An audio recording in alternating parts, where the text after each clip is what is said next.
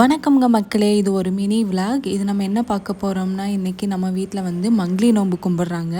அதுதான் நம்ம இன்றைக்கி பார்க்க போகிறோம்.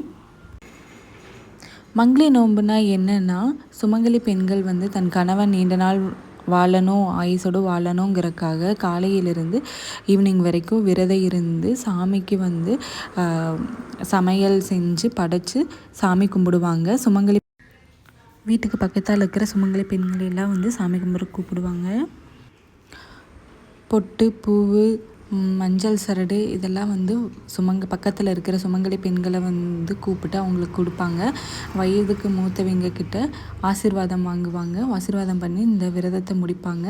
இப்படி விரதம் இருந்தால் தன் கணவனுக்கு வந்து ரொம்ப நல்லது, நீண்ட ஆயுள்ஸோடு வாழுவாங்க அப்படிங்கிற ஒரு சாஸ்திர சம்பிரதாயம் இருக்குது. நீங்கள் மங்கிலி நோன்பு கும்பிடுவீங்களா? கமெண்ட்டில் சொல்லுங்கள். நம்ம பூஜைக்கான அலங்காரங்கள் பண்ணலாம். குத்து விளக்குக்கு, சாமிக்கு, மாவிளக்குக்கு எல்லாத்துக்கும் வந்து பூ வச்சு அலங்காரம் பண்ணிக்கலாம். அப்புறம் இந்த மஞ்சள் சரடு இருக்குல்ல, அது வந்து இந்த மஞ்சள் பிள்ளையார் மேலே சுற்றின மாதிரி வைக்கணும். இப்போ அதான் பண்ணிகிட்ருக்காங்க. அக்கா, அண்ணி எல்லோரும் வந்திருக்காங்க.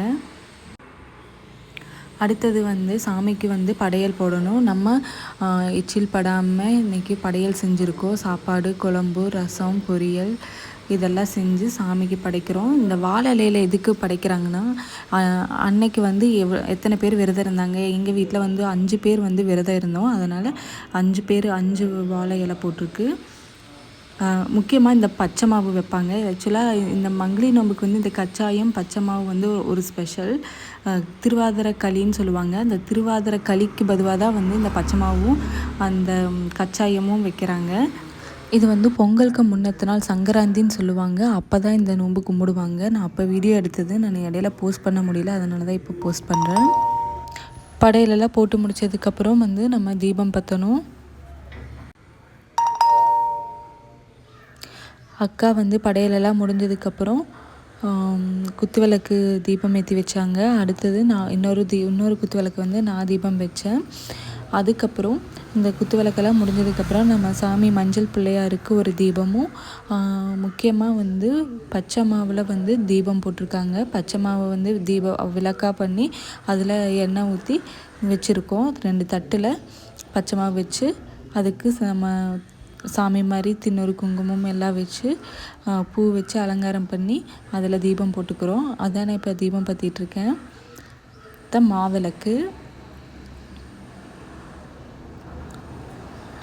மாவிளக்கு தீபம் போட்டாச்சு. இனி வந்து அடுத்தது வந்து சாமிக்கு வந்து தேங்காய் பழம் உடைக்க வேண்டியதுதான். எல்லாம் பண்ணதுக்கப்புறம் தேங்காய் பழம்லாம் உடைச்சி சாமி கும்பிடலாம். நம்ம பக்கத்து வீட்டில் இருக்கிற மங்கிலியர் சுமங்கலி பெண்கள் எல்லாம் வந்திருக்காங்க சாமி கும்பிட்றதுக்கு. எல்லோரும் சாமி கும்பிட்டு எல்லாத்துக்கிட்டேயும் நம்ம ஆசீர்வாதம் வாங்கிக்கலாம். நம்ம சாமி கும்பிட்டு முடிச்சதும் நம்ம பக்கத்தில் எல்லாத்தையும் கூப்பிட்ருக்கோம் இல்லையா சுமங்கலி பெண்கள், அவங்களுக்கெல்லாம் வந்து மஞ்சள் சரடு, குங்குமம், பூவு, அப்புறம் வந்து இந்த விரதம் முடிக்கிறதுக்காக வந்து இந்த கச்சாயமும் பச்சை மாவும் கொடுப்பாங்க. அது சாப்பிட்டு தான் விரதம் முடிக்கணும். நீங்கள் இந்த மாதிரி எல்லாம் சாமி கும்பிடுவீங்களா? நம்ம கமெண்ட் பண்ணுங்கள். இந்த வீடியோ உங்களுக்கு பிடிச்சிருந்துச்சுன்னா லைக் பண்ணுங்கள், ஷேர் பண்ணுங்கள், சப்ஸ்கிரைப் பண்ணுங்கள். தேங்க்ஸ் ஃபார் வாட்சிங். தட்டா.